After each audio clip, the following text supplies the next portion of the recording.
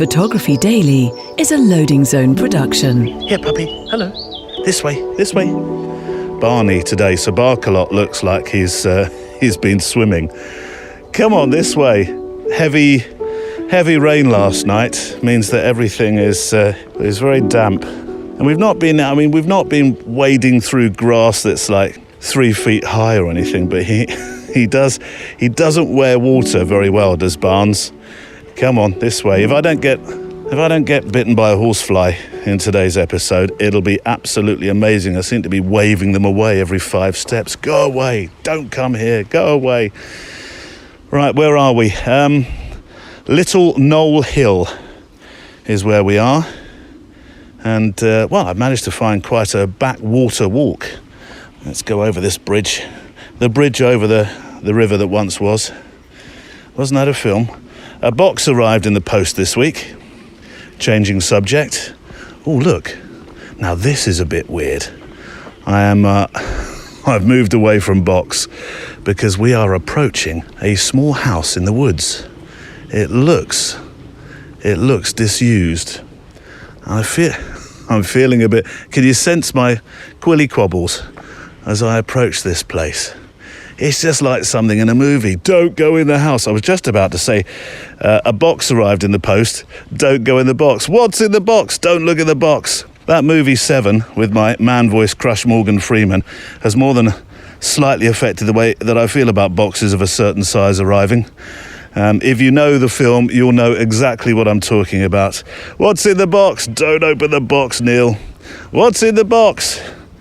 Anyway, yes, I'm trying out a new focal length for me.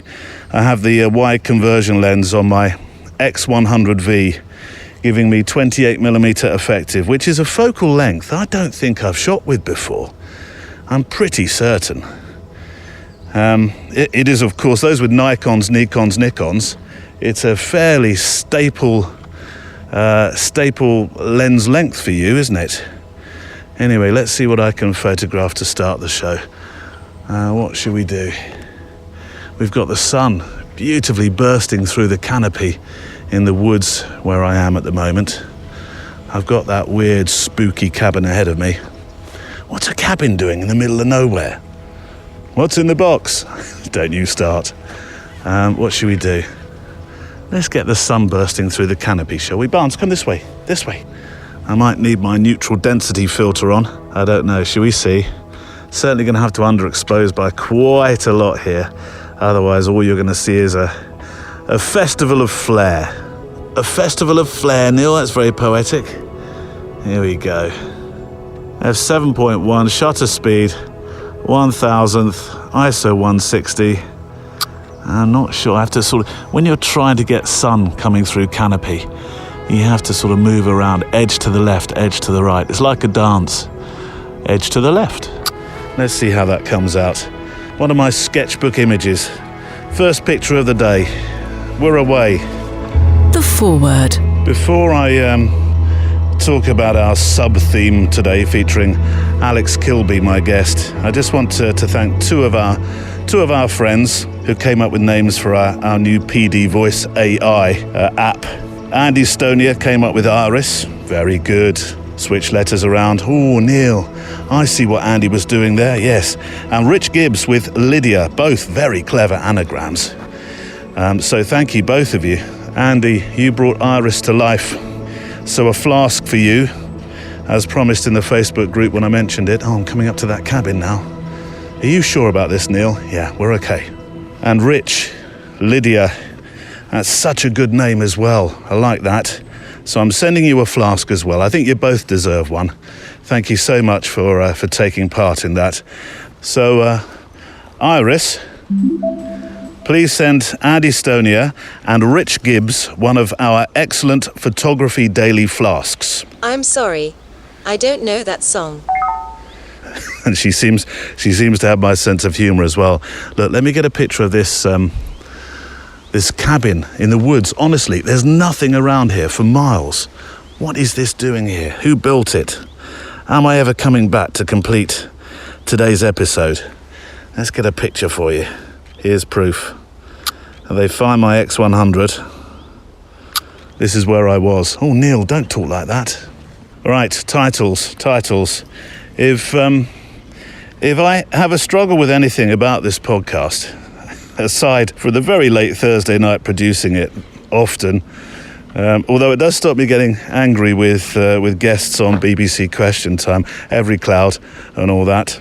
But no, if I have a quandary, more than a struggle, that's all a bit melodramatic, isn't it? It's this, titles. Now, Old Man Ron, as he was affectionately called, you know, the subby who worked on the newspaper at the first job that I had after school, he was excellent, as you would imagine, at titles. Tabloid ones in the main, because he'd worked on that kind of thing in Fleet Street. Old Man Ron would sit there in his own ecosystem of woodbine smoke, that is, screaming for a succession of cups of tea, bring me a tea, get me a tea, boy, bring me a tea. The sort that you could stand a spoon in, and then he'd come up with titles, headlines and sub-headlines, as if he was fluent in it, like a language.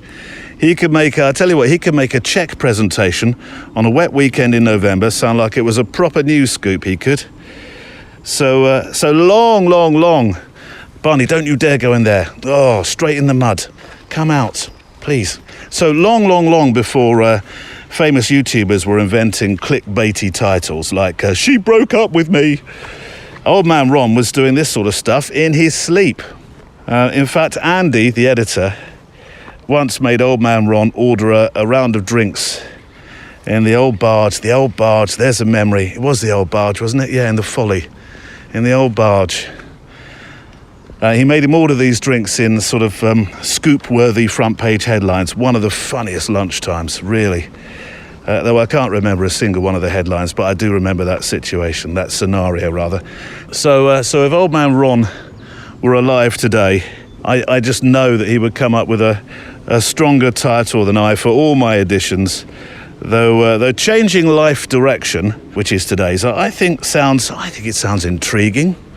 And there is a link to YouTube here as well, because since we just mentioned that, Alex Kilby, my guest, is a photographer who, like many during lockdown, and you don't have to have been a photographer, of course, to have done or experienced this, took stock of his life, what he was doing, where he was headed, and he thought, I love my picture making, but I need to turn sharply left at the next traffic lights and take the road of possibly more resistance. There's a book title in that. But if I don't try, I'll get to insert reference age here and wonder why I didn't. So he closed his studio, which was bold because it was a life that he knew. It was something he was very, very good at, and became a YouTuber, making films about photography, teaching through the work of those that he admires, and sharing his own experiences of turning a dime or a penny, making and selling photographs. Of course, notwithstanding what we risk, family, financial or otherwise, it was a brave change of direction. But as his channel now hits the first big challenge of 100,000 subscribers, which is quite the thing in YouTube land to get to, I think today is we have a wonderful story of acorns to oak trees. And then all of a sudden, and it was like literally almost overnight. Yeah. There was like, wow, I've had like 100 subscribers today. And it was around about when I got 500 subscribers that I noticed there was a big uplift. And yeah, all of a sudden it just took off.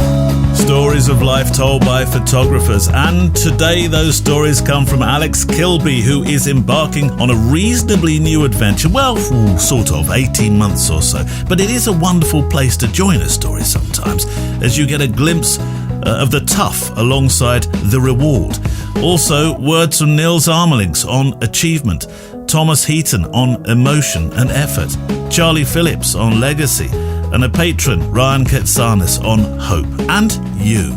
It's a unique, special kind of photography podcast, which is made by and from the letters you send in, and the thoughts that you have and the pictures that you take. Whatever you photograph with, be it a smartphone or a DSLR, a lovely new mirrorless, and I like to find a weird and wonderful camera each week, as you know, the Suzuki Echo 8. The Suzuki Echo 8, Neil. Surely that's a motorbike. Well, no, this was the optical division who made a spy camera in the early 50s, fitted into a lighter. Yes, a lighter. It had a very discreet hole behind which sat a 17mm f8 lens, taking 26mm exposures. Shh! And here's the thing. It still worked as a functioning lighter. And if you're using one of those, you're very welcome along too. It's a show about how we feel when we make pictures, what it does for us and what it does for others. And in that 6.6 billion people on this planet can make a picture with something, including that lighter, there's a lot of us about to walk with on our photo walk today. And in the mailbag, well, I think we have a really, and I mean really good definition of imposter syndrome, with an incredibly important way to tackle or think about it. If it should ever happen to you again, today's programme, I'm hoping, will help you. I'm rubbing my trouser legs, over van life again. Steady yourselves. We're watering and cultivating projects, which will make more sense when you hear the letter. Rediscovering a love for photo making, looking for the first picture you ever made or processed, and finding photographic friends. So, shall we walk then? Well, checklist out. Coffee and Garibaldi's packed, check. Boots on and laced, check. Walking trousers, check. A compass for the woods I could be losing myself in, what? Check. A flare to escape the mysterious cabin in the woods, check. Spare batteries, check. Memory cards or spare film, check. Earbuds in, check. Lens caps off. Let's walk. Guess who I'm grateful for this week? Neil, would it be mpb.com, perchance? How did you know? Are you looking over my shoulder or something as we're preparing these shows? I am very grateful to mpb.com, who so generously show their faith and their support in this podcast of ours, these walks that we make together, taking and making our pictures and leaving our photographic imprint on the world. So thank you, mpb.com, the people to use when it comes to buying and selling and trading kit online in the UK, the US and Europe. And I'm proud that they're part of our story here as well, because they help photographers like me and like you to tell our stories. I'm just stooping over and underneath the branches here. This is wonderful. I've stepped into woodland and I've absolutely no idea where I am. Neil, have you ever thought about coming out with a compass? Do you think they sell those at MPB? I think I might need one. But I like the new website, MPB's new website. It's about 2 or 3 weeks old now. The box on the front page that gets you to kit that's most recently been uploaded. Now, I was there in Brighton, at their Brighton HQ, last year. We made a programme there, didn't we? And I watched the process of kit arriving at the HQ, of it being unpacked and checked and photographed and stored for sale. I think those that work in that particular part of the building doing that, and I know a few of you listen, I think you have the best job, honestly, you do, in the world. But I'm not quite sure that I could resist the temptation. I'll be putting the box aside. Let's just put that one over there. We'll have that later. I'll buy it, but I'll just put it aside before anybody else buys it. So if you do get that little bit excited about boxes arriving and more about shiny boxes in 10 minutes or so, then you would love to be at MPB when the big courier lorry arrives with kit for sale. But being first to the stuff that's gone live, well, now you can do that. The box on the front page of the new website is your friend. So MPB is a safe place to trade and sell. Guarantees too upon what you buy. And I as you know, I personally use their service when I'm looking to make my kit bag happy. That makes it sound like you think it's something that's alive. Well, you know me, it probably is. What do you think, kit bag? You put a new camera in me, please. Really?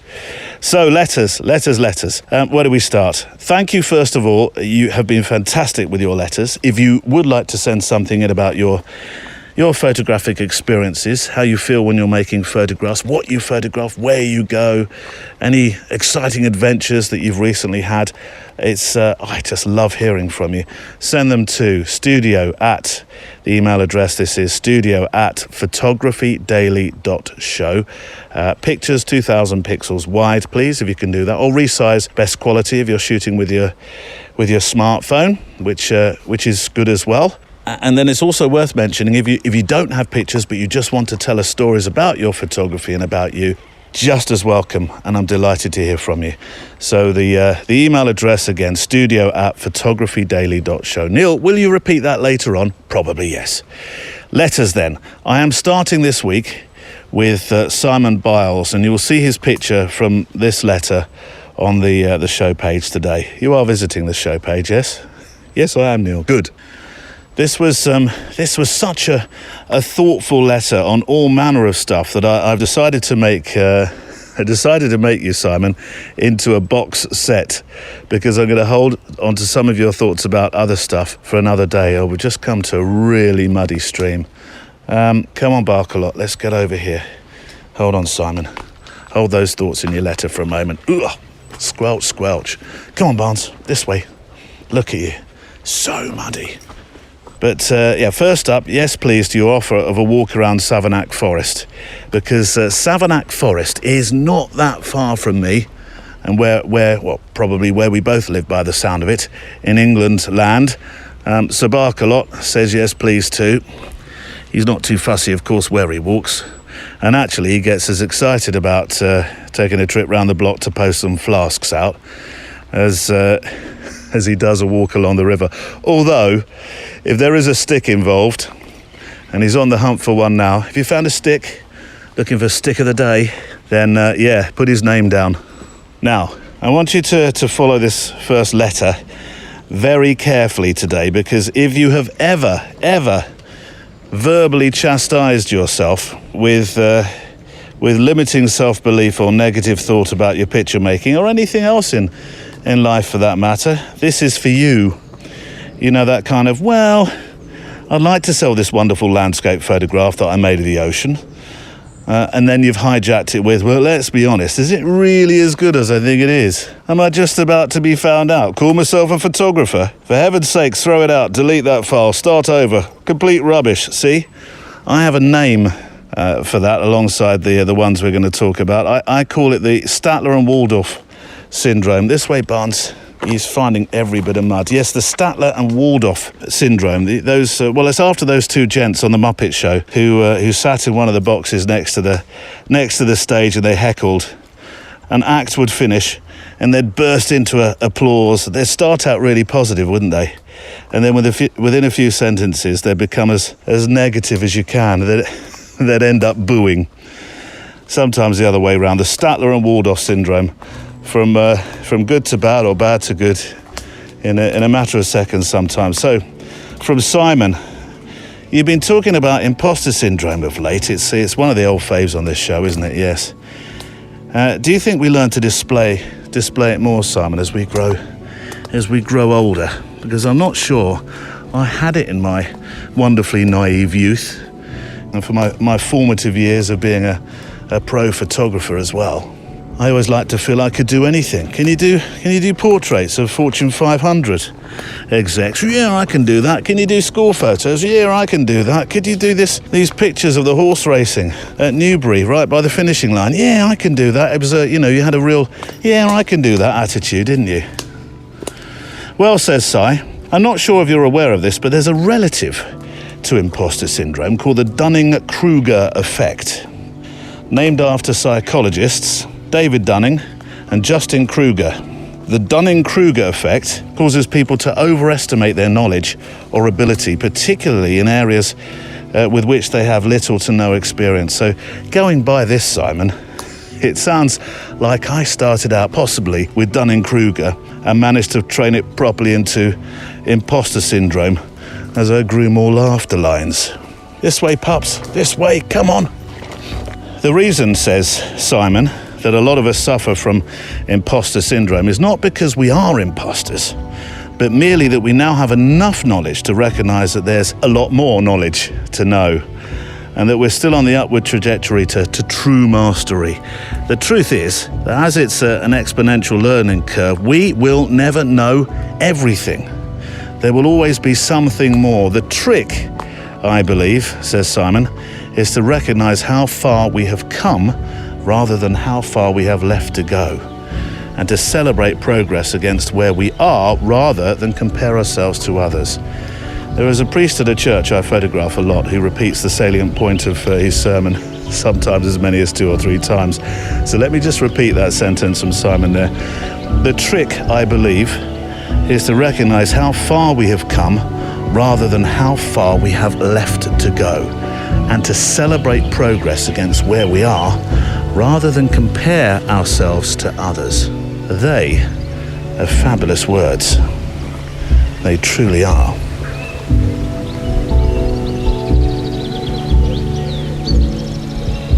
So Simon, thank you for your letter, but that's not the end of his words today. Oh no, not yet. Now I want you to watch me get all a bit unnecessary in a moment. It's a morning for that, it seems. Years and years ago, when I first had my studio up at the farm at a place called Leckhampstead with Nigel the farmer, he had plenty of room in the yard for me to enjoy a bit of a silly purchase. A low loader arrived at the farm where I rented that space and delivered me this, I'm trying to remember what it was officially called. It was a chemical-proof room that would have been carried on army low loaders, and it was used in the field of, I suppose, the field of battle, I suppose. And it was perfect. I saw it. I saw pictures of it, and it was perfect. As a come this way, Barnes. He's looking at the ferns, which is where the adders live, isn't it? Come this way. Yeah, it was perfect as a dark room because the windows had blinds that went down, locked, and they were light proof. It had its own power supply. Well, it used to, and we actually, between myself and Nigel, we managed to fit another one. It had loads of special lockable storage that was perfect for the chemicals. And it had its own vent system. And I bought it for, stand by, 800 quid. I'm absolutely sure it would not have been 800 quid when it was bought by the Military of Defence. So I was rather proud of this dark room that I had. It was certainly the most different one in the whole of Berkshire. Probably, I don't know, the country, who knows. But clearly I bought the wrong kind of ex-military vehicle, because this is what I should have bought. Steady yourself now, Neil. So Simon, second part of his letter, he says van life. Oh, those 2 words there, and I'm hooked straight away. Thomas Heaton and his van got to me, says Simon, and I've been dreaming. Now, Thomas Heaton, of course, is the landscape photographer. We'll come back to him. And I've been dreaming of a van to escape in. Well, I bit the bullet, and I hired a converted MOD, so Army, Land Rover ambulance from a company called Overland Campers, which I will link to within the show notes today, because you have to see these, you really do. I showed Sam last night and she was, whoa, let's get ourselves a Land Rover. She would never say those words usually. And I took him on a journey. He's called Sterling. Yes, all these Land Rovers have names. This one's called Sterling. I spent a week having conversations with him in a fashion very similar to you and Carr, into the Highlands of Scotland for a little while, deserting my wife and children to fend for themselves. I had an incredible week, and I've included a selection of pictures from the trip, including my Mally's tree photo. Slightly historical, but I've been looking for Mally's trees since you first described them, if not before, prior to the challenge that we had. And well, first up, these pictures, they just sing, or they shout. They sing in an operatic fashion, freedom. They really do. They're fabulous. Thank you so much for them. And the Land Rovers, well, these are incredible as well. They're all ambulances by the looks of it. And they've all been made into these incredible campers. And some of them, it looks like, with toilets and double beds. And the most amazing, they're even tiled kitchens. They're fantastic. They really are. If anybody else in this community listening at the moment is into van lifing, please tell me, write to me. Let's itch this scratch together. So there we go. Simon has sorted your imposter syndrome, and well, you've just made us all want to buy an old military Land Rover and convert it into a camper. Well, some of us anyway. You also mentioned Thomas Heaton, so let's hear from Thomas as our first former guest inspirational clip for the day. And since you made this amazing trip, Simon, in your camper, making pictures of the most incredible landscapes, here's Thomas talking about the difference between emotion in say, people photographs and the emotion he feels when he's making his pictures in the wilds. Well, for me, the emotion comes mostly from the amount of effort that the photographer has put into an image, because you have to suffer for your art, right? Now, I can totally understand people photography and capturing that decisive moment, and the emotion that comes with the scene unfolding, such as a war photography or something like that. But for me, the emotion coming from people photography is what's happening more in front of the camera, I suppose. The emotion with landscapes, for me, certainly is what's gone on behind the camera. So, it's the hardship and the effort of getting to a place, the patience of waiting. Now, of course, you could shoot natural disasters and things, and there would be emotion there. And what's great is you can capture a landscape as it changes over time. But it's very difficult to capture a single landscape image that would evoke emotion in the viewer unless they knew the story behind the image. I have ups and downs emotionally all the time, and I look at my body of work, and what I see is that I don't have a style. Okay, you don't look at my Instagram feed and every image has the same color palette and the same subject. They vastly vary, and I do wonder a lot of that is to do with my state of mind, because I do create quite dark, somber images, and actually sometimes I really go after those images. That's Thomas Heaton, and I know I say this, but we must have another chat with him. And now, of course, we've got van life to talk about with him. There's some super videos.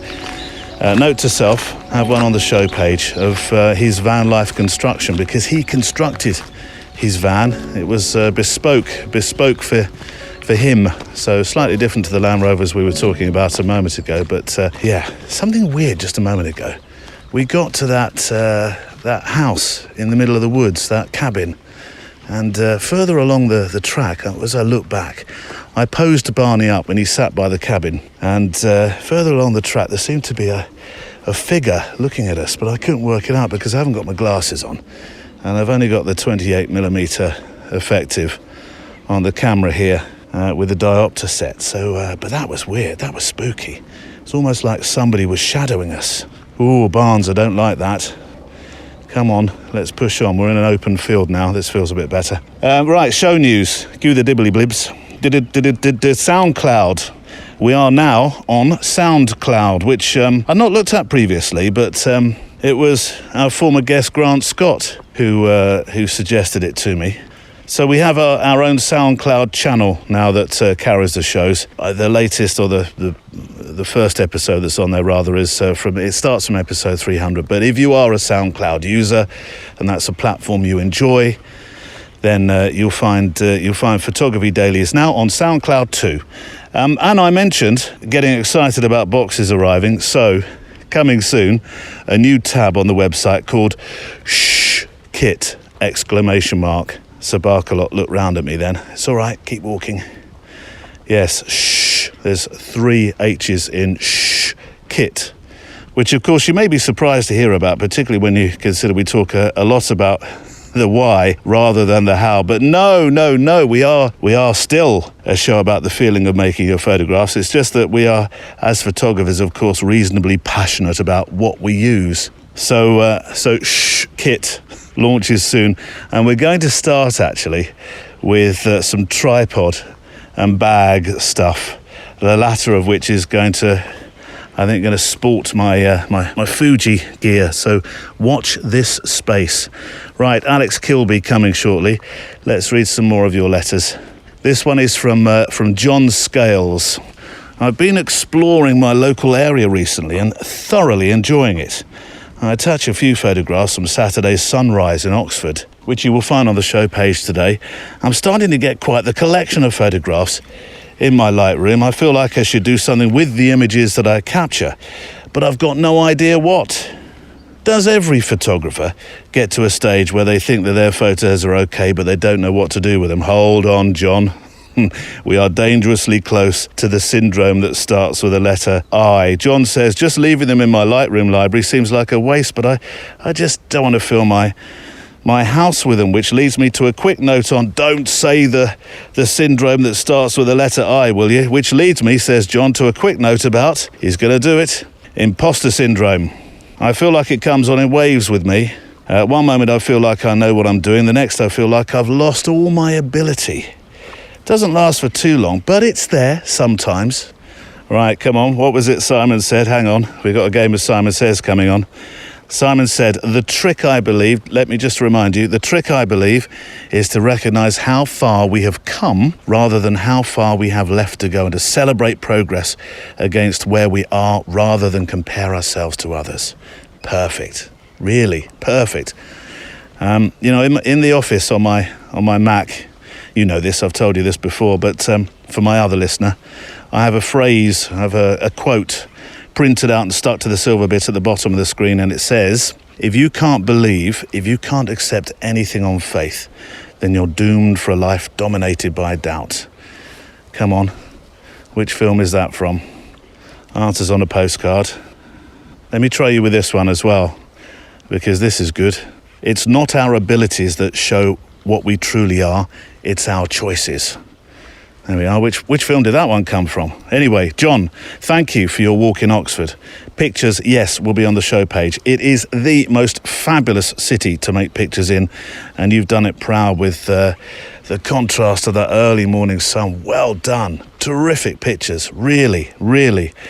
And Anne Greaves, thank you for your letter, which came on the back of the show last week, where my guest Alex Frederiksson from Austria spoke about making her Feet Under the Seat project, which was, it was definitely an accidental project that is now a book. And it seems, Anne, you are going the same way. Neil, says Anne, you speak about projects and you spoke about doing an allotment project. I did. Now, if you don't know what an allotment is, this is for my other listener, I know you know. It's plots of land, often often you'll find them in built-up areas and towns and cities, areas where you can grow your own produce like potatoes and greens and tomatoes and all manner of things. Some allow you to keep chickens. I think only a few allow you to keep other wild stock as well. But they're fabulous, and they are, I think of them as a British pastime. I'm not absolutely sure that they are just purely British, but the style in which they are presented or looked after seems to be quite eccentrically British or English, I don't know, where people take great pride in their plots, great pride. They have competitions for the biggest marrow. They don't talk to each other for months in case they give their secrets away, that kind of thing. Yes, so I have been doing, or starting at least, piecing together my story about the Brits' love affair with their allotment. I interviewed Charlie Phillips, the photographer who made the most incredible pictures of a London coming to terms with its identity changes in the 60s through the lens and eye of an incredible young man arriving from Jamaica in 1956. Oh, aircraft going overhead. Can you still hear me? But Charlie, who was the photographer behind these pictures, Charlie Phillips, he insisted that we meet on his allotment. He even made me dig. I did an allotment project during lockdown, says Anne. Sorry, back to Anne. I did an allotment project during lockdown, says Anne, starting in May 2020, because we could go to our allotments during COVID, even during the rules allowed us to, even during the lockdown. The idea was to take photographs, get a book together, share it, and to bring the allotment community together. I've sent in some pictures, which I've got. Thank you very much for them, and I'll share them, of course, on the show page today. I think I've decided, says Anne, I like taking photographs of people. And yes, you've obviously found something that you do love doing. You are good at it because it looks through your work in the book link, and I'll post the book link so you can see a preview of the book as well, so you see more than the 3 photographs that we've got for the show page, but you can see the book preview as well. It looks like you're fascinated by the people that you photograph. They all, whether they are or not, I don't know, but they all look like your friends, or they could be. Anyway, my project, Lost the Plot, which is all about English eccentricity, is just starting, but you've gone and done yours. And you did some drone stuff as well by the looks of it. And the plot drawings too, just wonderful, extra little snippets within your book that make it fantastic. I was about to introduce my guest, but let me play a couple of words. Well, let's just get through this fence. Here we go. Or this gate, rather. Oh, so much. Try and get past the stingers. Yes, I was about to introduce my guest, but let me play a couple of words from the photographer Charlie Phillips first, talking about his legacy photographs made of London in the 60s. And, you must listen to his show, which I will link to. And here he is talking about the days making photographs. He really is the greatest photographer that you might not have heard of, to cite a newspaper feature about him. This is Charlie Phillips. I never thought 60 years later, what I've done is document our part of London history, because how absurd it is. When one of the museums first saw them, they said, "My gosh, we didn't know people was documented." It's because most of the documents were they had photographers who were assigned to take certain photos. I was living in the ghetto at that time, just documenting people. I used to do a lot of anti-apartheid. I used to do ban the bomb. That was another thing, CND, and just to document things, And don't forget, I used to live in Notting Hill, and everybody in the 60s, the swinging 60s, everyone used to pass by, And when Hendrix first came here, I met him at the Marquee Club his first night. Alan Price, Chaz Chandler, they all used to come down to this black club called the Q Club as well. The wonderful Charlie Phillips. Isn't that amazing that you can just casually drop in how you used to spend time with the likes of Hendrix? Glorious, really. So my guest this week is a photographer called Alex Kilby, who during lockdown, like Anne just a moment ago, found that he had he had time and thoughts to do something with his photography that he may not have done otherwise. I don't think any of us enjoyed being locked indoors, obviously, but there were things that came out of it for many people that they may not otherwise have gotten around to doing or even thought they could do. I mean, for me, it was podcasting. I was doing podcasting before COVID, before the lockdown, yes, but the amount of podcasting and the different projects, and then eventually this, well, if COVID hadn't happened, I'm not sure that Photography Daily would have happened. So today, meet Alex Kilby, whose YouTube channel is a breath of fresh air, in that it discusses why we make pictures, those who've been before that did, the reasons why it's so important to us, and many, many other subjects, with film titles like, and I wonder whether old man Ron would have liked these, Photography Should Be Fun, a sort of confessional, Exercise Your Photographic Eye, and many titles about photographers that have educated me. And that is why I've been quite the fan of this channel since the early days. Though as you'll find out, it took one of our patrons to remind me that really we should have Alex on this show as a guest, and I'm so pleased we have. I've split my conversation into two parts, really. Part one being a chance to get to know Alex a little more, to find out about his early career. And then it moves on to YouTube, finding out about the why, quite a way in a journey into his established career as a portrait photographer with a studio. We find out why he decided to change his life's direction, as the title of the show suggests today. This is Alex Kilby, part one. Alex, we've known each other a while in reality as part of a collective many moons ago, but we've never really met. No, we've never met, actually. Have we? Have we met? No, we haven't met. No, we didn't. No. That would be the ultimate embarrassment if you'd have said, yeah. Do you remember there was that time? You and I spent hours talking. No, we haven't met, but we were part of Prime together, yes. And we had communicated by email. And it took Mike Miller, one of the patrons of my show, to reconnect us, he being based across the Atlantic, which is the exciting thing, I think, now about photography, this global connection. I mean, it was around in 2000 when I picked up the camera and started to photograph and made my way towards that thing called being professional. but it's not at all like it is now. I mean, you're like me, old enough to remember pen pals. Yes, I am indeed. Did you ever have a pen pal? No, but we did send recorded messages on cassette. To my grandparents who lived in the UK when we were in South Africa. Yeah. So we would gather around the boombox and hello, this is South Africa calling, and then dutifully mail off the tape because that was perfectly normal. So yes, it was a long way, and before you could just reach the entire world for basically nothing. Yeah. Well, here's a photographic story that starts in South Africa. Then, tell me why and when you picked up a camera. So originally the first memory I had was I had like a little Spider-Man toy camera, right, which I think, if memory serves, I do have it around somewhere. It doesn't shoot 120, but it's something like that, like some sort of weird medium format film, and I've used that as a bit of a toy. And my father and my grandfather were both kind of the keen amateur.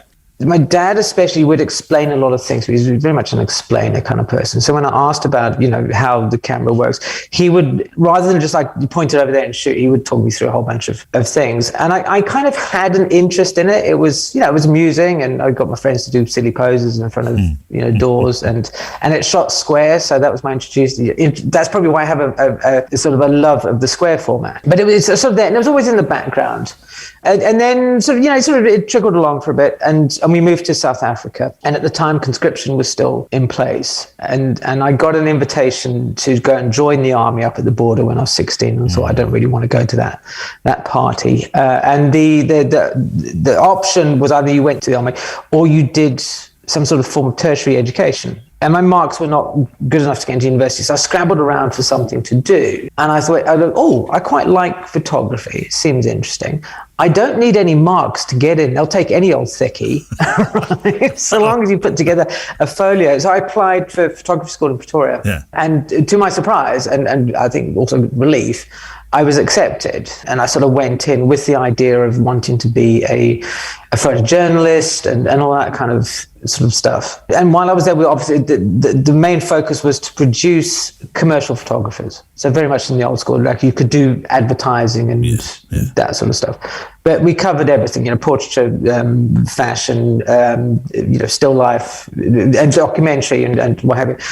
And it was there that I kind of was exposed to a whole bunch of photography that I would never seen before. And I started going, I actually really liked it. And turned out I had a reasonable aptitude for it as well. And that's kind of really where it started going as a proper thing. I didn't have like a light bulb moment and go, I want to be a photographer. No, I know. It was more circumstances kind of steered me down almost the path of least resistance. And when I was there, I went, I sort of discovered myself. In a romantic sense, whenever we talk about the alchemy or the chemical alchemy of photography, or the magic, as I call it, that was a great connection for many. And you learned in a dark room, seeing prints and your ideas come alive in a tray, and all those things that turn it into the magic word that I like. I wonder what alchemy it is now that draws people to photography, because it ain't that, is it? No, you're quite right. And you have used that word. It is, I think anybody who's ever made their own print, it is like magic, because you see it just come up and you go, wow. And it's a whole process. You go from a little canister like that to a print. Yes. It was interesting. So I was talking to somebody last year, about the word photographer, and he made this observation that a lot of youngsters now don't think of themselves as photographers, but more image creators. Yes. That there's been a shift in, I think, perception of what it is that they do, and that would also kind of make the idea about using digital techniques and Photoshop and all that sort of stuff more as part of what you do, rather than, I think, for certainly photographers of a certain age will look at Photoshop and Lightroom and all that kind of stuff as intruders almost into photography. So we're kind of less comfortable with the whole mixture. And I wondered that if not for them, the magic is along the same lines, that they can see an image in their head and then take it into their system through the camera, through Lightroom, and Photoshop, and see it come alive in a same way. Just because it doesn't surface out of the gloomy water in the dark, I suppose doesn't make it any less of a revelation. Just as much as they can do, those people who do those time lapses. This is what I had in camera, and this is what you can do in Lightroom. Yeah. They probably get a real kick out of seeing that transformation, but it's just happening in a different sort of way. At some stage, you made the move to the UK. Can you fill in the gaps for us without it becoming sort of a 2-hour biopic? So, right, it was a Sunday. Yes, so I left photo school after sort of 3 years, and at the time I was still working part-time in the theatre. In this, I was a stage manager / lighting operator. And I kind of did a little bit of both for a while. I would take pictures of shows and stuff like that and kind of try and marry the two. And I actually originally wanted to do that. I wanted to be a rock and roll photographer. And well, there's nothing wrong with that. Rock and roll photographer. Yeah. I was like the Enemy and Q Magazine and stuff. I was like, wow, that would be my thing. But South Africa at the time was very just, wasn't happening. Yes. And then in the early 2000s, I returned to the UK. And I thought, well, I want to do portrait work. I don't really want to do grip and grin kind of stuff anymore. I don't want to do commercial work. I just want to do portraits. And I was sitting and I'd been discussing with some other local photographers local in the UK on a forum somewhere. And they were saying, look, if you haven't got a studio, you're going to really struggle. You don't have any. So how are you going to do this? Because you don't have a client base and now you've got to get a studio and it'll cost you money and blah, blah, blah. And they kind of dissuaded me from that idea. As a whinge of photographers can sometimes do. That collective. You can't do that around here. That's not going to work here. No. So I'd been doing weddings in South Africa as well. And that gave me an opportunity to indulge my enjoyment of documentary. And then one day my gran very kindly just turned around to me and went, you've always wanted a studio. I'm quite old. I'd like to see you enjoy my inheritance, or your inheritance I'm going to give you. So she said, look, if you want some startup for the studio, then there we go. Wow. So that was a nice sort of thing out of the blue. Yeah. So I went back into the studio, and that was about 2008, 2009, somewhere around there. And that was it up until COVID. Which we will come to. Yes. Well, let's talk about the Photographic Eye, which is your YouTube channel. There are a handful of channels which I personally revere and follow, and I'm going to blow a bit of smoke now. Which talk about what it means to be a photographer, and they study the work of others and they educate, and yours is one of them. And it's growing brick by brick by a wonderful subscriber, isn't it? Really? And tell me about the formative days of this channel, though, and why you started it. Viewers of a certain age will remember Ted Forbes when he actually talked about the art of photography. And I know you were very in a film. You said you really wanted to call it the art of photography, but that channel name had been taken. It had been taken. And I thought, I think you can get away with it when the other channel only has like 2 subscribers, but not 700,000. I think you. So I liked Ted Forbes, and he would talk about the things that we talked about at photo school, composition and actually, broadly speaking, the art of photography. And it reminded me of that. And for years I watched him and didn't really think too much about it. And then he sort of drifted away into doing more gear-related stuff. And so I kind of lost my connection to it. And so I'd been on the burner for a while in my head about maybe I should do something, maybe, and like a lot of people have these kind of maybes. And it was only when I was forced to come out of the studio, because of COVID, that I found myself with time to actually start to think about it in a more sort of serious sense. And I'd been on the fence for a long time about whether or not I was happy at the studio, because I'd been spending 10 years photographing people's families, mostly. And it wasn't really what I wanted to do. I could do it, and I could do it reasonably well, but it wasn't sitting well for me. I sort of went, okay, well, look, I've talked about this YouTube idea. If I don't do this, somebody else will, and the moment will pass, especially at that period where everybody was kind of like transitioning to, I'm going to do something online. Yes. And so the first lockdown, unfortunately, I had my little boy at home 24/7. So that recording videos and a toddler in the room is not really good. not conducive. It's not good of a thing. No.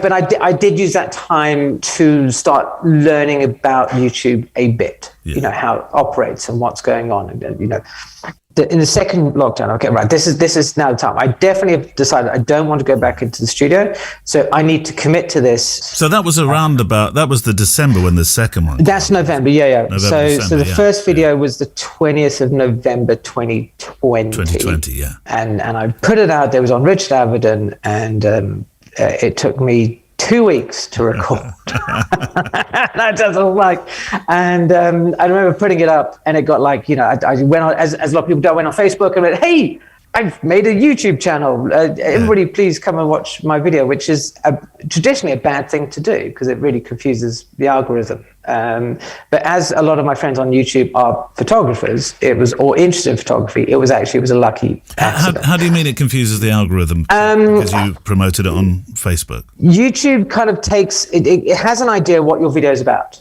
but then it needs to figure out what sort of people would like to watch it. Mm-hmm. So with a channel that's new, it doesn't really know who watches it or what it's about, really.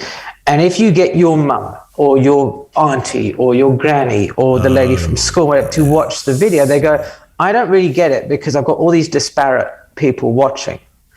If you went to like the photography show at NEC and said, everybody watch my video, there's a common element between all of those people. So YouTube goes, I can see commonalities. Yes. And then it can then find other people with those commonalities. And yes, I put that video together and I was like, it's got 20 views. This is amazing. And then I kind of look, and there's a little thing when you start a channel, and it goes, this is the number to monetization. And it's like, you need 1,000 subscribers, you need 4,000 watch hours. And it's like, the needle's moved. Ding. And I think there's a long way to get to there. Yeah. And nothing really happened until maybe end of March. There was a video I'd made about William Eggleston that started to go from like 10 views a day to 30, 40. One day it reached 100 views. I was like, wow, 100 views today. Wow. I think I might have been one of those original 30, something, you know, and then all of a sudden, and it was like literally almost overnight. Yeah. There was like, wow, I've had like 100 subscribers today. And it was around about when I got 500 subscribers that I noticed there was a big uplift. And yeah, all of a sudden it just took off. And since then it's been sort of, you know, all of YouTube ebbs and flows and you know, peak and trough, depending on which term you want to use.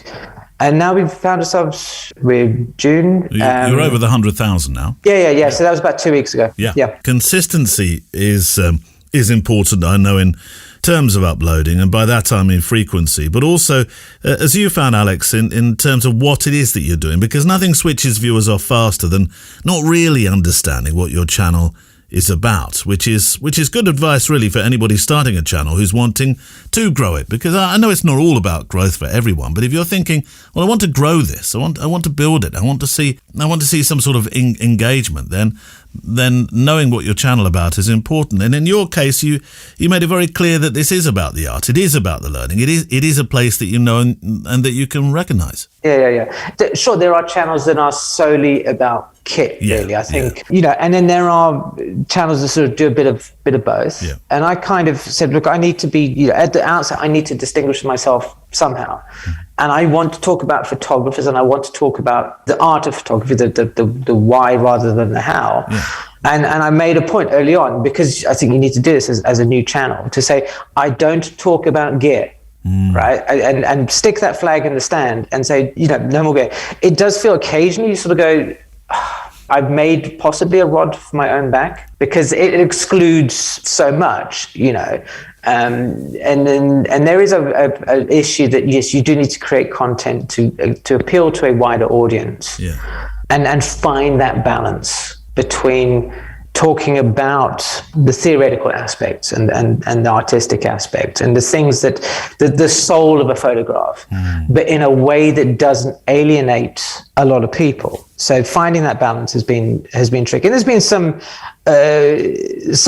paths that I've gone down that, you know, you won't believe this mistake that, you know, all photographers make, which hasn't really kind of landed. My core viewership will watch it. Then there are some fringe viewerships who go, yeah, it's clickbait. But perhaps it's early days to ask this question, but I'm intrigued. I've spoken with those who have channels who are perhaps further along this travel path, who still feel a little uncomfortable when they are asked if they are standby YouTubers. Now that could be age, i.e. it's something only those who ride on a one-wheeler can claim. It could be that it's not considered serious art. I don't know. I do know that when I asked Sean Tucker, the philosophical YouTuber, the same question, there was a sort of reticence to say yes. So are you, or is Alex Kilby a YouTuber? I am a YouTuber. My name is Alex, and I am a YouTuber. The flag is in the ground. Yeah. Yes, it's funny, because there was somebody I saw. There was a video that was sending some traffic to my channel the other day, and I went to go watch, and there's a guy down the road actually. I'll give him a shout. Tin House Studios, I think it's called. Yes, yeah. And he was saying about photographer or YouTuber or YouTube photographer, and the noises within certain parts of the community, that if you are on YouTube talking about your photography, then you cannot be a photographer because you're not out there taking photographs. Yeah. There's those who can do, those who can't teach aspect. And it was an interesting discussion, especially in the comments beneath that while I've never encountered this myself, probably because the nature of where I work, the family portrait studio is very different to a commercial advertising photography environment, and I think there's less of a stigma maybe about being online or doing something different, probably because people within family portraits tend to come from different backgrounds. And I went, well, do you know what, actually my professional days of photographing are on probably an indefinite hiatus. I think I've reached a point where I don't particularly want to take photographs for money anymore. But what I do want to do is still be involved in photography and give the benefit of my experience and my knowledge, if you want to call it that, to other people who would benefit from it. And you asked earlier about, is it beneficial going to photo school? Yeah, from trying to find a job, not really, but from enjoying the art form and all the books that you have behind you, and I have a load of books over there, from enjoying that, from getting that, then yes, understanding more about the hows and the whys of photographs and why they move us and how we can inject some of that into our own photography. I feel is something that you can't really teach that in a tutorial. So I kind of go, well, I've made my choice. I want to be on YouTube. It is now my business. I treat it as a business. And the benefit is that I can share with people worldwide at minimal cost stuff that they resonate with for some reason. It's just a gentle breeze today. Not so many birds. I've got woodland right next to me, but it's quieter, isn't it, this walk? Anyway, that was Alex Kilby, part 1, and we'll return to him shortly. Now, like many indie podcasters around this wonderful planet of ours, we have a Patreon page where some very special friends help support this show for the price of a cup of high street coffee or a roll of HP5 black and white film a month. And if you're not fond of monthly, you can now join the show annually, which has been proving successful. But without our Patreon friends, our strong community, this show would simply not be here, because I think, or I hope you can agree anyway, that it's grown into so much more as a podcast, a sort of audio book a week, going for a walk about why we make pictures. It may be free to listen to, but it's certainly not free to make. So for those who support it with a few pennies, pounds, cents, dollars, euros, or mounting goats per month, a sincere and heartfelt glowing thank you for your faith in building this, not just as a resource, but also as a channel of friendship, as that's what I'm personally trying to do with the show. To say thank you, I make an additional short diary of a photographer-styled show each week. Is it called More, Neil? Yes. How did you know? You've been reading over my shoulder again. And I'll tell you what's on More, which is tomorrow, at the end of the show today. And next week, of course, we've got our monthly, it's the first Tuesday of the month, our monthly Zoom show together, our production meeting and sharing our pictures and talking openly about our pictures. And then on Wednesday, there's an extra this coming week. I'm doing a night about sound, answering any and all questions you have about the kit, about the way it's edited, about how and why it can be used in blog posts and in your day-to-day photographic projects, such as Instagram. But I love you to meet our patrons. I'm very proud of them. And this week I'd like to play you a couple of minutes from a patron who I know you've met reasonably recently, but with this being a week about life decisions and life changes in many ways, I thought this was appropriate. Oh, look at Barney. He's chasing a butterfly, but he's never going to get it. They're just temptingly out of reach. Yeah, so I thought, I play some thoughts from a good friend of the show, Ryan Katsanis, who made his life change to photographic professional work during a pretty tricky time.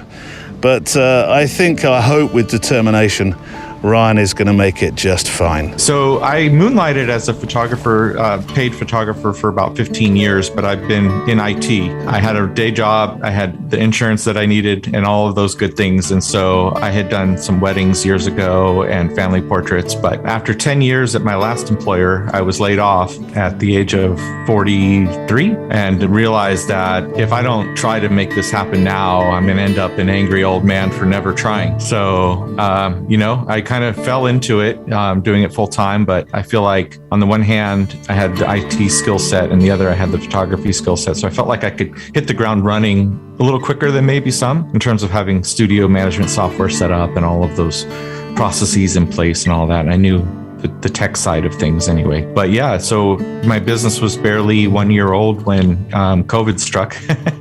And so I pretty much shut down completely, other than a couple of fleeting outdoor portrait sessions where I kept a distance, that sort of thing. Used the 70 to 200 equivalent. But what do you feel about the future then? Well, I'm looking forward to giving it a real go. I feel like my first year for a lot of photographers is kind of a sunk cost anyway. But I had just sort of getting word of mouth and things rolling when I had to put the kibosh on everything. So I'm definitely going to give it one more real go. I don't know how long I can continue basically not working, but there's the point where, yes, I could do it. And there's the point where I feel almost a guilt for not bringing in income to the family. I wrestle with that a lot. So at some point I may have to suck it up and either get a part-time job to supplement, or I don't want to go back into IT. And I feel like once you've been out of IT for now, it'll be 3 years. A lot of my skills have atrophied, to the point where it may be very difficult to walk into IT. That's Ryan Katsanis, one of our wonderful patrons. Look at this view. I can't, Neil. I can't see out that way. Yes, you can. If I make a picture and put it on the show page. Just put your letters down for a second. And this is what I call Toy Story. Well, it's almost Toy Story clouds. Perhaps that's a bit grey, but that's sort of that blue sky, puffy white cumulus. Wonderful. Just across the farmer's field here. Oh, it's a sketchbook image. I just want to show you where I am. 160 ISO. All right, 365s, they're going very well. We reached our 300th this week. Yes, and it featured the photographer who started the whole thing last year, Michael Dreeser, with a wonderful picture from vacation on Long Island. Terrific patience in that picture. You'll see it if you go to the Community 365 tab and look for number 300. It was an approaching storm with lightning strikes. Oh, fantastic picture. Really top patience with that one. Top photography as well. And there's a mention too here for Steve Anker from Tuesday, who made a quiet picture of an abandoned building in Skiathos, which honestly, I feel I can almost hear the cicadas. It is cicadas, isn't it? Cicada? I've got the right animal. Yes, I'm sure I have. Or am I thinking about the singer, the Cuban, was he Cuban? The Cuban singer, John Cicada. Anyway, here's the email address. Thank you very much for those pictures. Fantastic. And thank you for all of them that you send in. And it's wonderful to see the clicks through to your pictures, and then onwards if you've given me a link to your site, to your Instagram as well. So thank you to those. Here's the email address to use. It is studio@photographydaily.show. Studio@photographydaily.show. Remember to send me links to your site, 2,000 pixels wide on those images, and if you're sending one from your, come on Barnes, out of there, it keeps going into the really long grass, and I know this is prime adder season, and where we are now in farmland, probably not a bad place for them all to hang out. Keep your nose out of there, Barnes, please. Yes, so 2,000 pixels wide, and if you're sending in pictures from your smartphone, just best quality, because I know, what is that phrase? Best camera, the one that you have in your hand at the time. So very true. Here is a letter from Wayne Loveys. Hello, Neil, long-time listener from Newfoundland and Labrador in Canada land. Photography Daily and your Fujicast with your reprobate mate Mullins are my podcast mainstays. Well, I'm pleased to hear it. Thank you very much. My photography story started like many others. My father was a hobbyist. My first film camera was a Praktica back in the 1970s. I then moved to a Canon, an AT1. However, after starting a career and having a family, I had less and less time for these solo interests. Many years later, with a grown family, and after 3 long hospital stays and 2 cancer surgeries, I again needed to find the distraction that is photography. And it's helped me so much in dealing with life struggles. I attended a workshop a few years ago, and an instructor showed me his new, at the time, Fuji X-T1. It's going to be a Fuji show again. I was hooked immediately by the analog dials and the electronic viewfinder. I know for a lot of people that use the Fuji system, that's the very, very first thing that you fall in love with, isn't it? Well, it's a memory lane, isn't it? It really is. I currently have the X-T3 and the X100V. See? Wayne, we are X100 brothers. Although I've attached a scan of the first film picture that I ever developed and printed in my own darkroom, a real chemical darkroom, not a digital one. The print still hangs in my home office. Oh, does it? That is wonderful. To find your first and then to hang that as well. It's an image of a vintage plane taken in Gander back in the 1970s. You may recall that on the fateful day of 9/11, 38 planes and over 6,000 passengers were diverted to that small Newfoundland and Labrador town. The story of Gander's involvement is the basis for the hit Broadway musical Come From Away. I don't know that show. You say hit, I should know it. Also attached to 3 long exposure images I made last week during a walk in a small town near my home. All 3 were taken from the same position on the town's wharf, looking forward, left and right. They show the importance of looking all around you when you're choosing a location. While I have a 500 pics hosted page, I don't post regularly. While likes are nice, the power of photography for me, that's really the passion that I continue to feel for making images. As a young senior, keep up the wonderful work. It's certainly appreciated. I can only imagine the time and effort required in podcasting. He wrote that, not me. For little, if any, materialistic reward. Kindest regards, Wayne Loveys. Thank you, Wayne. Well, first the material reward. Well, I'm an optimist. My absolute dream, as I've said before, and I genuinely mean this, is that this community, this podcast, these walks, these projects like our Monday assignment edition. Oh, look, Barney, stop. Come on, come away. That's not nice. He's hoovering what the rabbits have left behind, if you know what I mean. Apparently it's good for dogs. All right. But yes, Wayne, I am building. I'm full of faith. Faith. Go back to that faith quote that we had earlier. Now, as for the likes, well, it sounds to me like you're pretty emotionally sorted there. As for the photos, I'm a fan of long exposure and calm seas and water, as you well know, that cotton wool effect. There's something that just, honestly, there's something that just makes my, how can I describe this? Just makes my heart settle. Does that sound right? Yes, I think it does. It does. It makes my heart settle. And then to see your first picture that you ever pulled from the developer. Now that is a special gift for us all, and perhaps that could start a thing, perhaps. Can I get more perhaps into the sentence?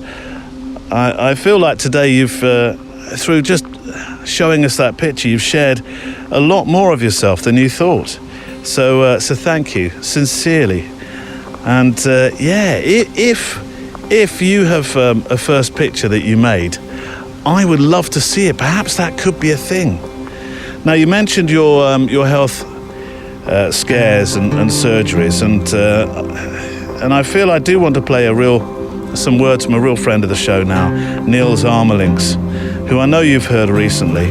But what he does with his cycling, he has stage 4 cancer, and he's been going through his treatments. But while he's been going through his treatments, he's found this beautiful love for photography. He was a cyclist before, and he works in a cycling shop, but he's found this love for photography and cycling together, and he's married them together. And he makes these wonderful adventure pictures on his bike. This is Niels Armelings. I suppose I've always been kind of documenting my adventures on Instagram. I'm not massively active on Instagram, in fairness. I try to be a little bit more now, but it was probably about a year ago to the date now. We were on this dawn raid, what we call a dawn raid, which is effectively trying to get the best sunlight, at the crack of dawn, on one of the biggest mountains in the Lake District called Helvellyn. We had the most incredible conditions, and you literally couldn't take a bad picture. Like, wherever you pointed a camera, the conditions were just incredible. It looked amazing, yeah. And that was picked up by a journalist who is writing on a freelance basis for effectively an adventure-orientated website. He'd seen the photos and said, "Oh, would you mind sending us a load of these photos and writing a story to go alongside it? This is a paid-for opportunity." And I thought, "Oh wow, this has kind of come out of nowhere," and got a little bit more information off the back of it. And he hadn't actually kind of scrolled down much further on my Instagram page and hadn't kind of quite realized about the kind of cancer or the kind of illness element of my life. And when he saw that, he said, "Well, you're more than welcome to kind of bring that into the story, but that's not what this is about, so you don't really have to." So I kind of touched on it a little bit in the story. And then when that got published, I had a huge amount of people kind of reaching out to me saying it's been hugely inspirational, and it's made them kind of look at their own lives, and even if they're fit and well, to go, well, actually, we need to make the best, or we need to make the most out of every day. We need to kind of like live life to the fullest. It kind of spurred me on to do more work like it to an extent. I mean, I've got a strong, I suppose it's a fairly strong story in its own right. So, magazines are quite keen to run something that's a little bit different. And I think particularly now, with everyone having kind of suffered through the last 2 years with, various lockdowns, etc., something that's maybe a little bit more positive despite the circumstances actually seems to resonate quite well with people. The wonderful man who is Niels Armelings. Absolute pleasure, honour, privilege to talk to Niels about his photography, and of course I'll leave a link to that episode on the show notes today. What are you doing, Barney? Look, he's saying, "Can we? Have you had enough of your walk now?" We've been at a long time today. He's chewing through his. I've got an extension lead, one of those ones that recoils. No, don't do that. No, he's all caught up in it. Come on. He doesn't. Yeah, he's grabbing hold of one end, saying, "No, car is this way." Barnes, we've got a couple more letters to read. We've got one more letter to read at least. Come on, come this way. Come on. I know. We're close to lunch. We are close to lunch. Right. A letter ahead of part 2 from our guest Alex Kilby this week. This one is from Steve Beckett. "Hi Neil, I wanted to send you a note and let you know how powerful and impactful what you're doing with your podcast is." Oh, stop it, all of you. Normally, of course, I edit these bits out. Neil, why didn't you edit them out? I don't know. My typical Englishness escaped me for a moment, but thank you. You're very generous. You're very kind. I appreciate it. "Enter my friend," says Steve, "Jim Solos." We know Jim, don't we? I think it might be Jim's turn to do the photo assignment on Monday. I think. Watch this space. "Jim and I," says Steve, "have followed each other on Instagram for a long time, but we've never met. Actually, we did inadvertently meet once in a park for a sunrise shoot in a freak ice storm, but didn't realise that we met each other until we got home, started posting our shots, and then realised who each other was. I discovered photography daily in late 2021, The name Jim Solos kept coming up as I started going through the back episodes. Yes, we like Jim. We like our Jim. I decided I needed to reach out and see if he was up for a photo walk. And we met in one of my favourite spots on the edge of the forest and the farmlands where we live in Langley, British Columbia, in Canada land. We were there to shoot the sunrise, and the fog just got heavier and heavier, and the sunrise never materialised. However, this massive bird flew out of the grasses and landed on a fence post. We were face to face with a great grey owl. This is the biggest owl in North America, and it sits at almost 3 feet tall. Good heavens, that surely is an imposing sight. It was about 500 kilometres south of its normal range. Even in its range, it's a rare sighting. We both captured some incredible images and have stayed in close touch ever since. Turns out, wouldn't you know, we just live 5 minutes apart. Isn't that the thing? The world is a much smaller place than you appreciate, isn't it? Jim and I usually have a photo walk with coffee and Garibaldi's, of course. In fact, we printed a picture of... now, which episode was it? We printed a picture of you two. I didn't think at the time that Jim looked that impressed about Garibaldi's, but I think he's warmed to them. We meet once a week and have gone on a number of day trips as well, working on a few photo projects. We feel like long-lost friends and that we've known each other for years. Isn't this community of photography great for that, isn't it? We have this we have this shared interest, this shared passion, the shared love for making pictures, and not always of the same things. You know, street photographers and landscape photographers, they can get on. But I think, the way that photography, the way that it brings people together is, before I started making this podcast, I didn't have any idea of just how much it helped with friendships and forging sort of those friendships, those strong friendships, spending time together. It's been a marvellous... I tell you what, it's been a discovery vehicle for me, this podcast. It really has. Jim's rekindled my love for film photography, says Steve, alongside my trusty digital kit, and recently taught me how to develop my own black and white film. I've dusted off my film cameras and brought them back to life. Jim's philosophy of it doesn't have to be digital versus film, it can be both, is something that I was missing. And yes, Jim is so right, it doesn't have to be one or t'other. It's a sense of community that you've built at Photography Daily that gave me the nudge to reach out to Jim, and for that I'm grateful. Photo walks are great on your own, but they are incredible with a like-minded friend. Thanks, Neil. Steve Beckett. I've included my favourite shot of our friend, the great grey owl. What a super shot, Steve. Really, how majestic. And you do get a kind of idea of the scale by the wooden post that she or he is sitting on. This bird is it's looming out of this mist, this fog. It's magnificent. There must have been a choir of angels singing as you pressed the shutter button on this particular one, really. It's on the show page today, and I'll also include a link to Steve's Instagram so you can see the rest of his work, or a lot more of his work. It's called It's at Lens of Steve, which sounds like a big Hollywood blockbuster. Lens of Steve. Needs a deep voice. Right, the second part of my conversation with Alex Kilby. This time, more about his fantastic YouTube adventure and his channel, The Photographic Eye. Also, life changes, making changes, having the self-belief to do so. This is Alex Kilby, part 2. I'm very taken by the research you do for the biographical films. Is it unfair? Probably is. To ask if you prefer making those kinds of films. I mean, I see a different sense of passion when you talk with lots of reverence about photographers like, Larry Burrows, who's one of my favourites, and your film. His daughter emailed me after that. No. Yeah, wow. And said, I've seen the video you did about my dad. Wonderful. It's awesome. Wow. I was like, that's really How did kind you of you. feel? It was just like, wow. First of all, I had no idea he had a daughter. I mean, obviously he must have had a daughter, but you often don't think about these people as people. No. They're a name in a book, and they're a name behind the photographs. And it's very rare that you think about them outside of them as a photographer and more as a person. And, and obviously when Larry was killed, he left behind a family.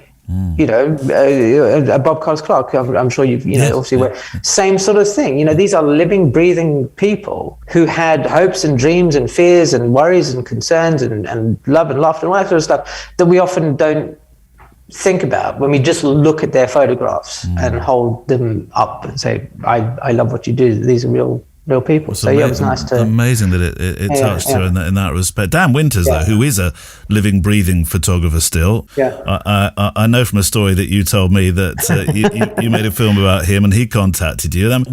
But he hasn't yet appeared on one of your films. Or not yet. And this is kind of, you know, it is a scary, weird thing. When I started the channel, I was reticent, as you know, as I mentioned, to do anything about living photographers.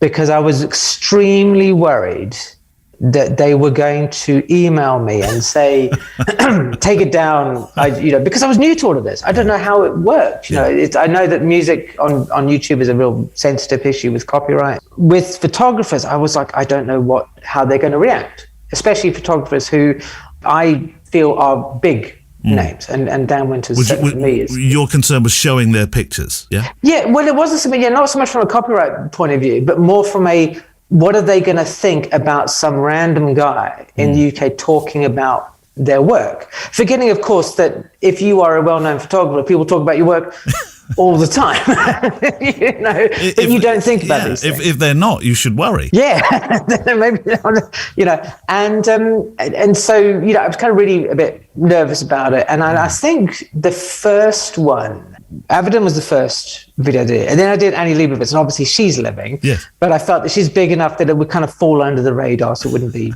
you know, a major thing. Like, she's unlikely to kind of, and if she does, okay. And then I did Anton Corbijn also, because there's a very tenuous connection between me and him. And I felt that he would be kind of open to it. Yeah. And then, you know, and then I sort of got a bit more confident about, okay, we're going to go through this. And then I did one on Desiree Dolren, about her very striking, very haunting portrait photography in exposures. Yeah.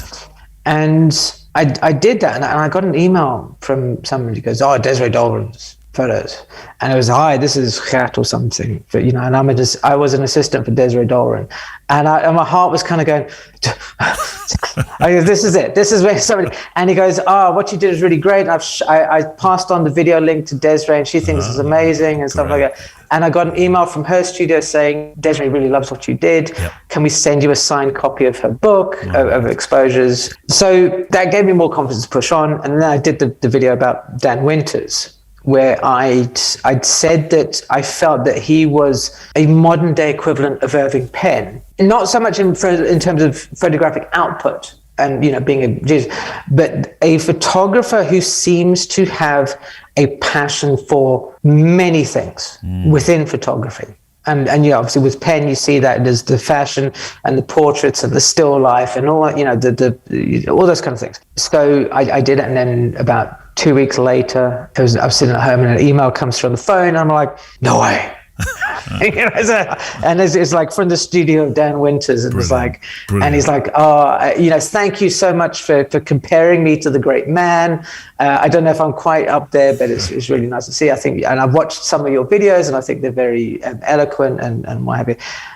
So that was great. It was wonderful. And he said, anytime you want to, you know, to interview me, I'm happy to go. And then you go, that's wonderful, so cool. And then you think about it for a day or two, and then you get nervous, and you go, what am I going to say? What am I going to ask? You know, am I going to come across as what they call in South Africa as a chop? You know, which is a bit of an idiot. Right. And so you kind of kick it down the road a bit, which is probably up to this point, the biggest disappointment I have with the channel, is that there's so many doors that have been opened. And I've been occasionally reluctant to step through them. I was thinking, Alex, one of the most amazing things about starting YouTube channels or writing blogs about photographers or hosting podcasts is that you learn so much more about those that you respect. It's like you've started your own history of art research projects. But when I consider the names that you have featured, I mean, Eggleston, Parks, Meyer, I mean, I could go on with a list, couldn't I? Yeah. Have you learned anything that you thought, whoa, that's entirely changed how I thought about this person?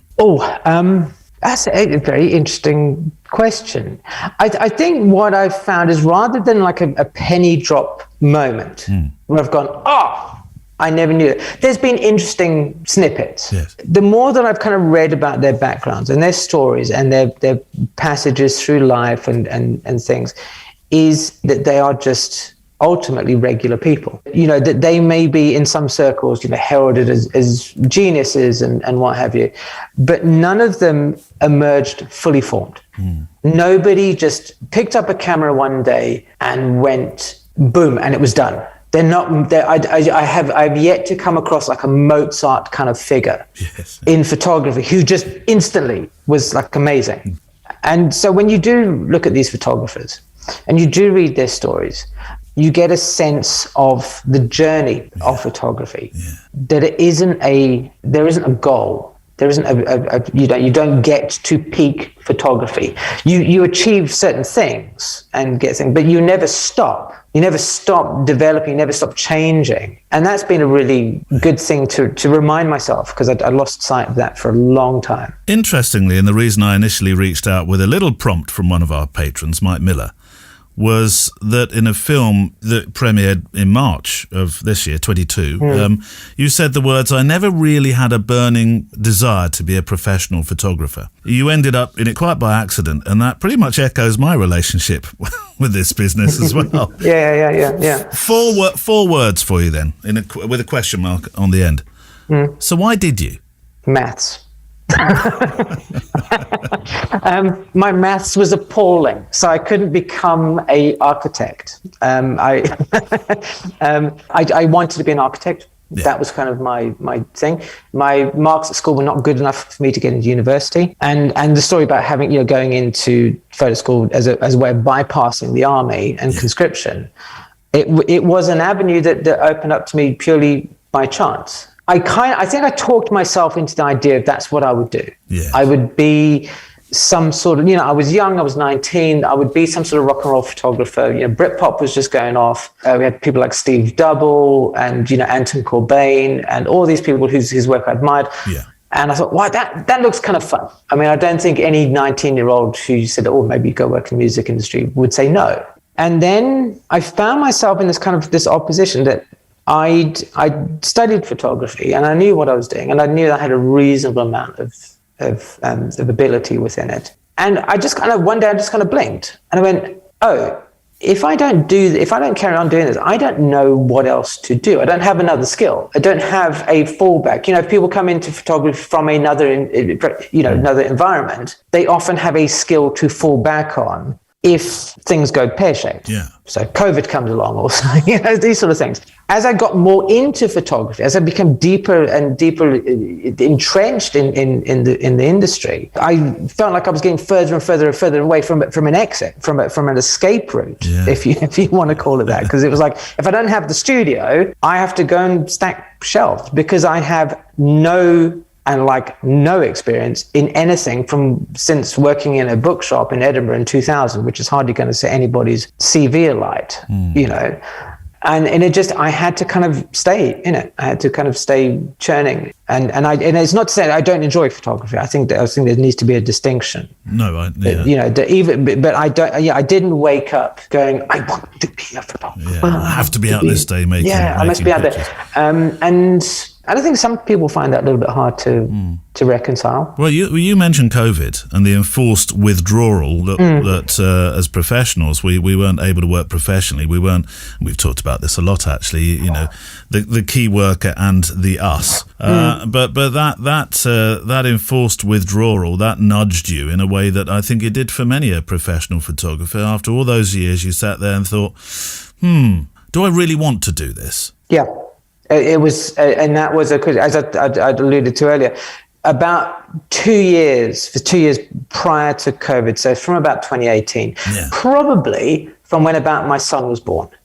The question started to come into my mind. I was at the studio on a Saturday. I was there unsociable hours, and it wasn't so much hours because I'd worked in the theatre, so I was used to unsociable hours. But it was more like, increasingly became, why am I wasting my time on families who don't show up, families who don't spend any money, families who do X, Y, and Z things, when my own family is being neglected.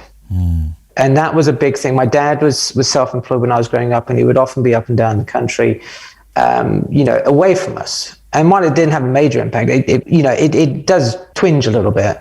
But there was always this thing, it's like, if I don't do this, what else am I going to do? I need to keep at the studio, so I don't have the time to do anything else, which is why the YouTube side of things, the ideas, never got going. To the point where actually in 2016, I remember sitting around a friend of mine's table in her flat in Washington, D.C., saying to her daughter, who wanted to do Minecraft videos and stuff, YouTube is not a business. You cannot be a career in the YouTube.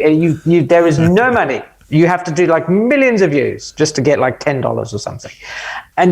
So it never really went anywhere. No. And then COVID, and we were forced to be at home. And it not only connected me again with my son, who I had to look at. My wife, she works theoretically in the agriculture industry. So they said, well, you can still go into work. So it was nice to spend time with him. Yeah. But it also, I went, okay, well, the more that it went on, I was more like, I don't miss being in the studio. I don't miss taking this picture. All the other photographers are going, oh my God, I want to get back. Yeah. And I was like, I don't. But I do know, because we've chatted about this prior, that you feel coming away from the studio has made you realise how much you do care about making photographs. But this time for yourself. Absolutely. I think this is the best thing that has happened to my photography in a long time, because I'm reconnecting with all the things that I pushed to one side because I didn't have time for them. Nobody in a family portrait studio gives a crap if you like Avedon and Shaw and Dan Winters and all the other books over there. They're not interested in it. They want a smiling picture of their kid. Yes. So it was hard. So you try and inject that into your photography, and it's like people are like, nope. Do you remember? Do you remember the last session or the last wedding or the? Did you know that they were going to be the last session? I know the last session because it was a friend of mine. It was her young son, and she wanted some of all the same, and we were talking, and I'd been talking with her about the studio. And she was like, so you're going to stay open? I said, I don't know. But I knew in my head that I'd gone, this is it. Yeah. And it did feel, not melancholic is probably the wrong word, but it did feel like that was a moment, this is it now. There is a line underneath it. That there are no more bookings in the system. There are no more pickups. There are no more sales. That's just it. And it was like, it did feel a bit weird. Well, I think this has been a fascinating insight into a working photographer's life whose plans change and have changed. And of course, there'll be photographers, Alex, who are coming into the business who will be at the other end of this journey entirely mapping out their plans for time in the studio. But for you, what's next? You've taken the bold step. You're a photographer and a creative who said, I don't know what else to do, but I know about photography. So what's next in terms of you and the channel? So the future is, I now have a better idea. Yeah. I've been, the channel's been going for about 18 months. Yes. I have a better idea of what works for the audience, what they're interested in, how to balance that, because as you picked up, I like the biographies, but they don't get the traction, they don't get new views. So the rest of this year is kind of really just sort of polishing the idea of making it like Photo School was. So a bit of, not necessarily technical from a kind of like here, how we process in Lightroom and stuff, but some of the basic skills that would be, I think, useful for people to revisit, just to get an idea. Because obviously, once again, I'm talking to people of varying technical ability ranges, of varying experience. If I talk to you about apertures and what have you, you know what they are. But there's a lot of people who do watch the channel who don't really understand. So finding some of that content. Well, I think helping people become more confident with their photographs. That's always been a big thing because we all struggle with that. So that's kind of really, so the focus is just to get 1 million subs, something like that. But and that's kind of, it's really, and sort of build up, I think, more of a community. And my thanks to Alex Kilby for his time talking to us this week on the show. Look at Barney. Now, can you hear him? You can, can't you? During during the time that you were listening to Alex, he managed to... You remember I was talking about the lead, chewing through it. He managed to chew through his extendable lead.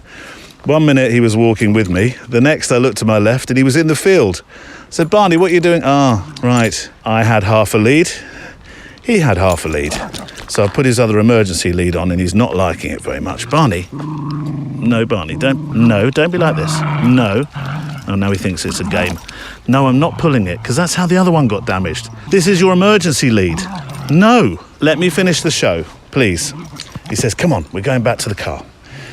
For links to Alex and other photographers you've heard from or about today, Instagrams and websites that we've mentioned. Don't work with children and animals. Barney, just for a moment, go to the website photographydaily.show or follow a link in the podcast player on the podcast player app. It's always there. It's the one that says show notes or show page. It's interchangeable, one or t'other, but it's in capital letters. You can't miss it. I'll tell you what's on tomorrow's More in a moment. This week's song ender, the song that we finish our walk together with, it's quite a short song. It's called Arrow Flies by Paper Planes. It's too short as a song. I'd love it to be twice, 3 times the length, I really would. But I loved it as I played it the other evening in the studio. Sir Barkalot was asleep. The doors wide open and the cooing of the wood pigeons in the beach close by. The beech tree, that is, not the beach.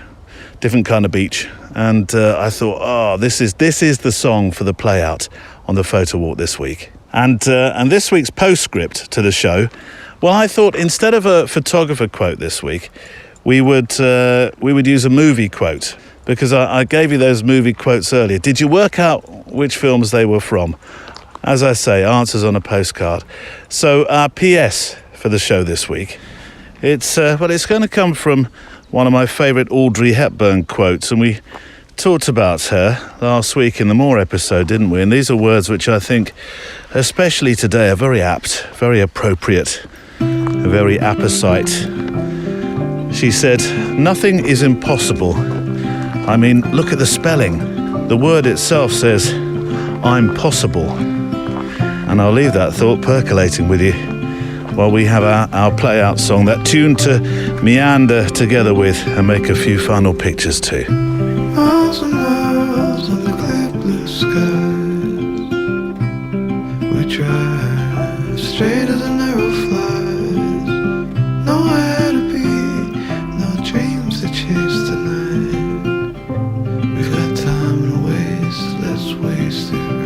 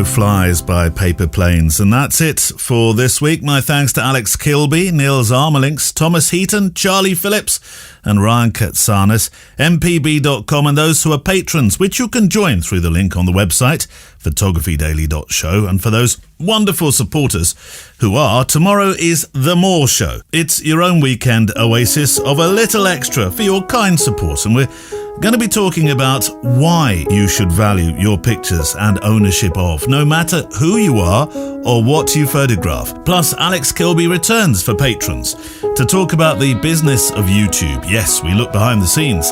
And if for any reason you think, I wonder if I could do that, this could be interesting. And he talks too about knowledge.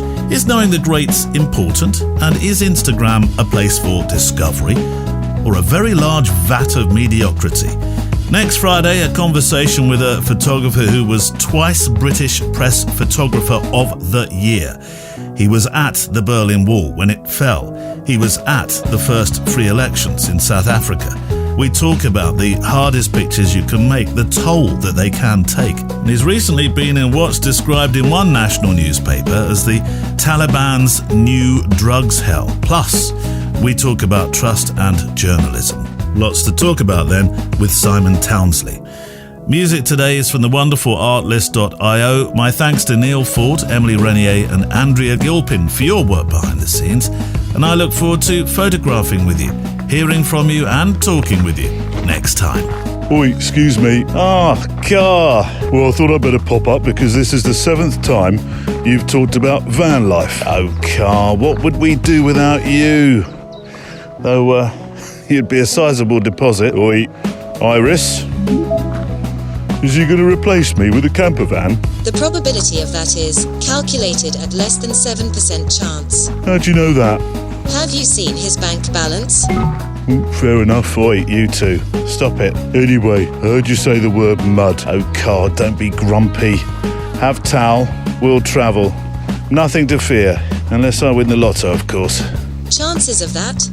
Lower than 0.0000000000000. Thank you, Iris. Thank you. Right, come on, you two. Home. Photography Daily is a Loading Zone production. 0.0000000000000.